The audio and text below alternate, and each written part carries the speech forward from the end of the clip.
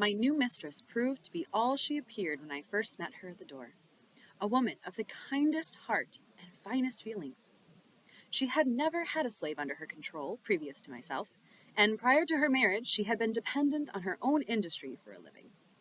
She was by trade a weaver, and by constant application to her business she had been in a good degree preserved from the blighting and dehumanizing effects of slavery. I was utterly astonished at her goodness. I scarcely knew how to behave towards her. She was entirely unlike any other white woman I had ever seen. I could not approach her as I was accustomed to approach other white ladies. My early instruction was all out of place. The crouching servility, usually so acceptable a quality in a slave, did not answer when manifested toward her. Her favor was not gained by it. She seemed to be disturbed by it. She did not deem it impudent or unmannerly for a slave to look her in the face. And the meanest slave was put fully at ease in her presence, and none left without feeling better for having seen her. Her face was made of heavenly smiles, and her voice of tranquil music. But, alas, this kind heart had but a short time to remain such. The fatal poison of irresponsible power was already in her hands, and soon commenced its infernal work. That cheerful eye, under the influence of slavery, soon became red with rage. That voice, made of all sweet accord, changed to one of harsh and horrid discord, and that angelic face gave place to that of a demon. Very soon after I went to live with Mr. and Mrs. Auld, she very kindly commenced to teach me the ABC. After I had learned this, she assisted me in learning to spell words of 3 to 4 letters. Just at this point in my progress, Mr. Auld found out what was going on, and at once forbade Mrs. Auld to instruct me further, telling her, among other things, that it was unlawful as well as unsafe to teach a slave to read. To use his own words further, he said, "If you give a slave an inch, he will take an ell. A slave should know nothing but to obey his master, to do as he is told to do. Learning would spoil the best slave in the world. Now," said he, "if you teach that slave," speaking of myself, "how to read, there would be no keeping him. He would be forever unfit to be a slave. He would at once become unmanageable and of no value to his master.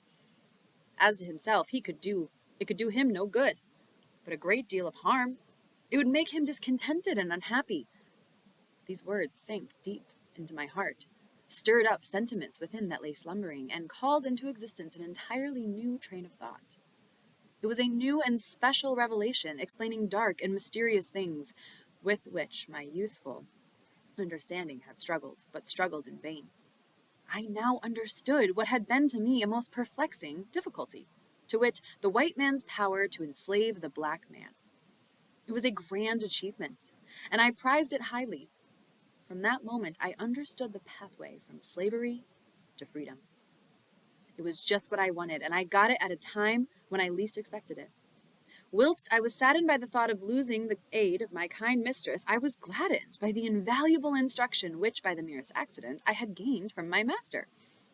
Though conscious of the difficulty of learning without a teacher, I set out, with high hope and a fixed purpose, at whatever cost of trouble, to learn how to read.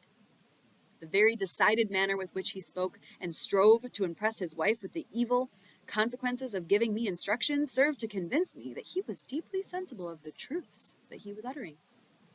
It gave me the best assurance that I might rely with the utmost confidence on the results which, he said, would flow from teaching me to read.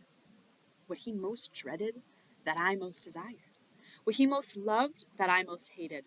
That which to him was great evil, to be carefully shunned, was to me a great good, to be diligently sought.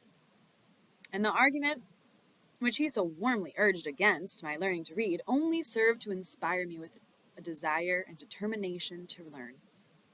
In learning to read, I owe almost as much to the bitter opposition of my master as to the kindly aid of my mistress.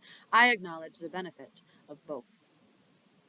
I had resided but a short time in Baltimore before I observed a marked difference in the treatment of slaves from that which I had witnessed in the country. A city slave is almost a free man compared with a slave on the plantation. He is much better fed and clothed, and enjoys privileges altogether unknown to the slave on the plantation. There is a vestige of decency, a sense of shame, that does much to curb and check those outbreaks of atrocious cruelty so commonly enacted upon the plantation. He is a desperate slaveholder who will shock the humanity of his non-slaveholder slaveholding neighbors with the cries of his lacerated slave. Few are willing to incur the odium attached to the reputation of being a cruel master, and above all things, they would not be known as giving a slave enough to eat. Every city slaveholder is anxious to have it known of him that he feeds his slaves well, and it is due to them to say that most of them do give their slaves enough to eat. There are, however, some painful exceptions to this rule. Directly opposite to us, on Philpott Street, lived Mr. Thomas Hamilton. He owned 2 slaves. Their names were Henrietta and Mary. Henrietta was about 22 years of age. Mary was about 14. And all of the mangled and emaciated creatures I ever looked upon, these 2 were the most so. His heart must be harder than stone that could look upon these unmoved. The head, neck, and shoulders of Mary were literally cut to pieces. I have frequently felt her head and found it nearly covered with festering sores, caused by the lash of her cruel mistress.